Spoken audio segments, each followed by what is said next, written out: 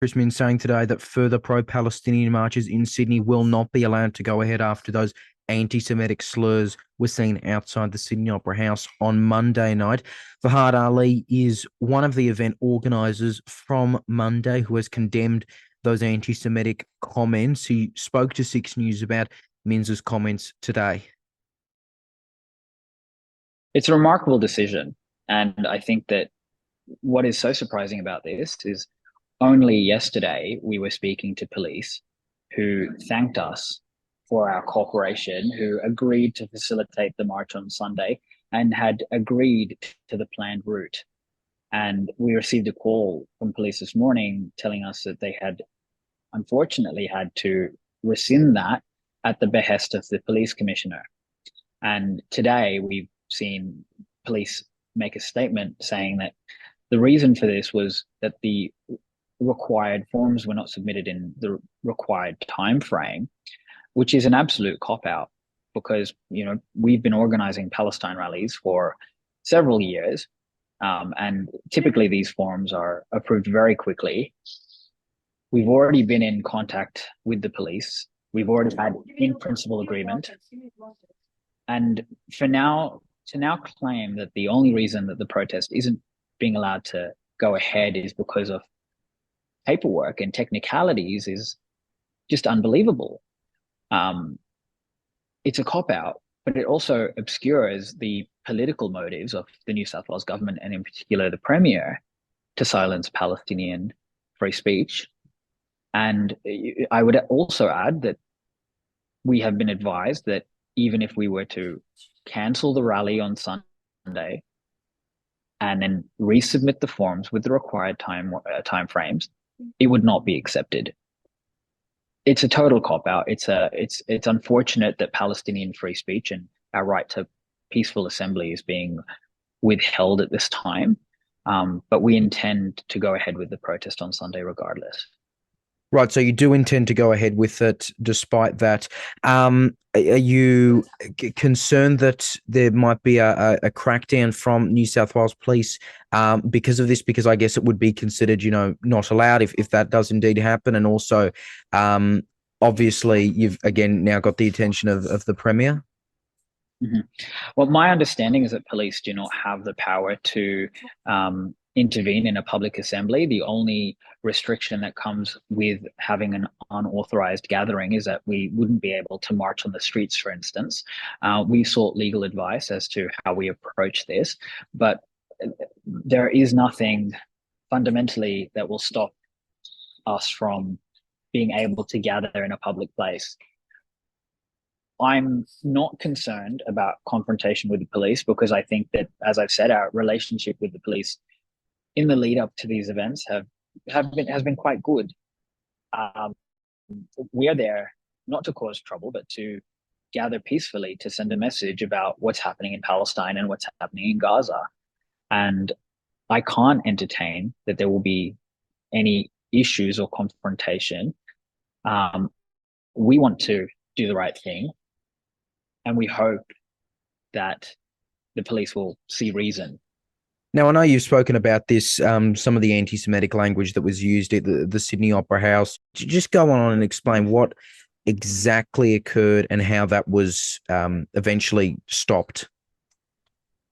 So we had a massive gathering on Monday evening, beginning at Sydney Town Hall, and we then marched to the Opera House.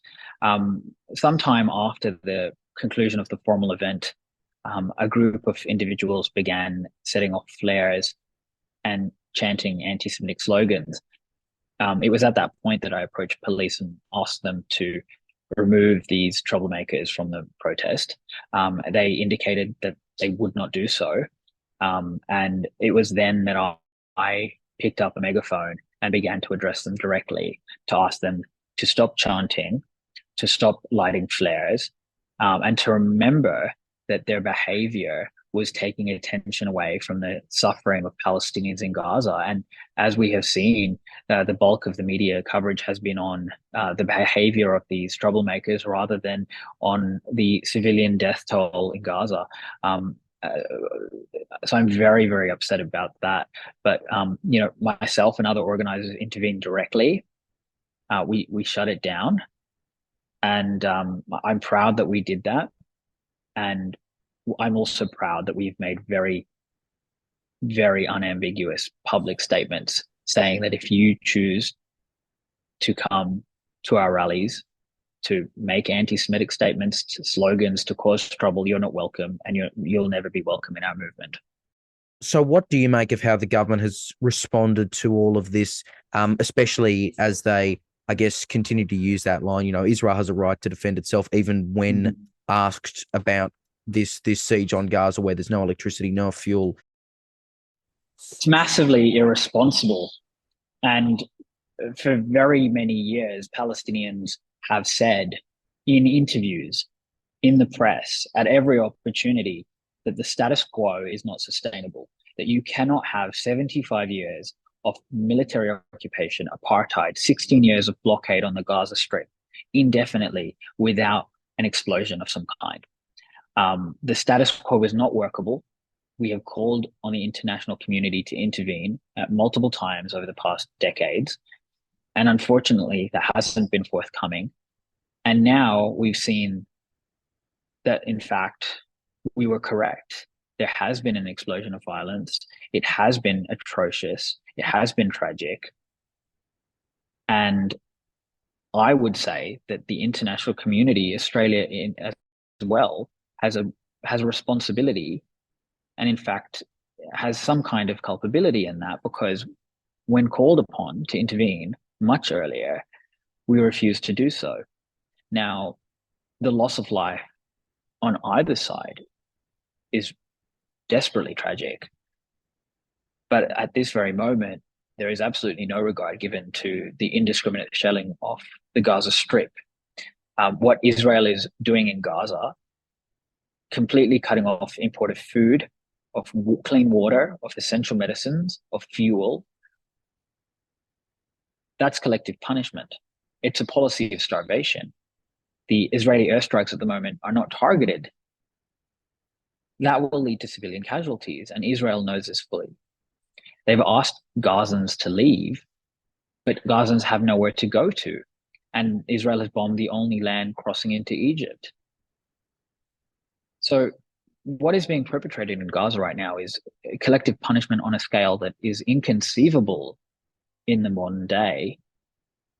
And, in some of the statements from Israeli officials have been essentially calls to genocide. We now have a shifting of the status quo, and we need to intervene now to end the occupation, to end the blockade, to end the root cause of the violence. Otherwise, we'll have more of the same.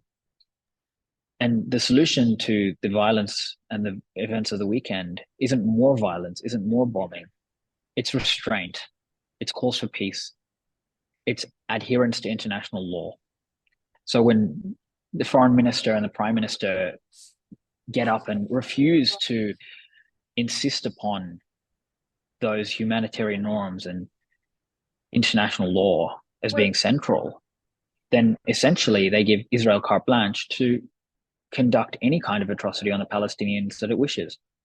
And that simply is not the way forward.